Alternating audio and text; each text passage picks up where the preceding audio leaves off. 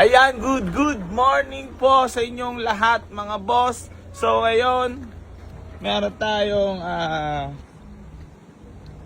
new arrival. Dalawa yan mga boss ha. O pares automatic. Ito, baka may mga kursulado sa inyo. Tandaan nyo na lang yung plaka. Automatic transmission. Ice cold aircon. Grabe naman kakakapal ng mga gulong niyan boss. Aray mo. Bay Kuya Jambi. Mamas ko na! Tujis parang mafia. Ayan mga boss, so baka may mga kursunada po sa inyo. Available na po yan ha. Grabe naman mag-urit si Kuya Jambi. Ingatan na, baka magdagdagan ng gasgas.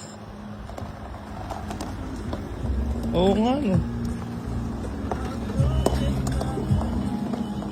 Boss, sariwa ba yan boss? Woodin yan boss ha. Ha?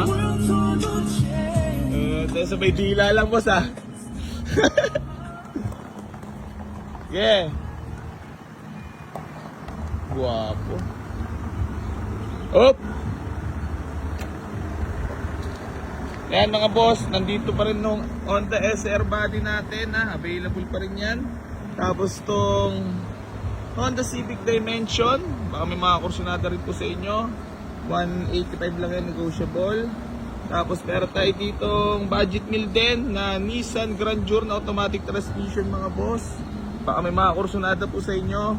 Binibigay na lang yan for only 120. Tapos meron tayo ditong Toyota Altis na muscle car, manual transmission mga boss, para sa mga naghahanap at nagtatanong.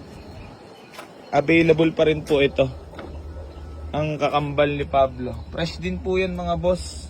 So binibigyan lang natin ito for only 275k. Negotiable pa tayo dyan mga boss. Walk in lang kayo. Waste nyo lang po. Boy AC New Garage General Trias Cavite mga boss. Then ayan, meron pa tayo dito ang Honda CR-V Gen 1. Manual transmission din yan. Meron din tayo Lancer Sedia dito. Ayan, 2007 model naman itong mga boss. Yung kanina 2005. Tapos Honda Bigote, Nissan GSX, tsaka Montero mga boss, meron din tayo ha. So walk in lang po kayo dito sa garahe. Maraming salamat po.